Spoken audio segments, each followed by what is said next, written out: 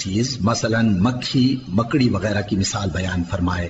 اب جو مومن ہیں وہ یقین کرتے ہیں کہ وہ ان کے پروردگار کی طرف سے سچ ہے، اور جو کافر ہیں وہ کہتے ہیں کہ اس مثال سے اللہ کی مراد ہی کیا ہے۔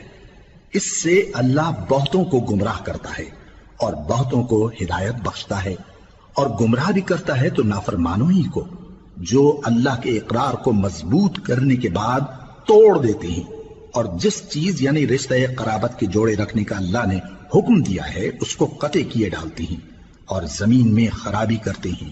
یہی لوگ نقصان اٹھانے والے ہیں۔ کافرو، تم اللہ سے کیوں کر منکر ہو سکتے ہو؟ جس حال میں کہ تم بے جان تھے تو اس نے تم کو جان بخشی، پھر وہی تم کو مارتا ہے، پھر وہی تم کو زندہ کرے گا، پھر تم اسی کی طرف لوٹائے جاؤ گے۔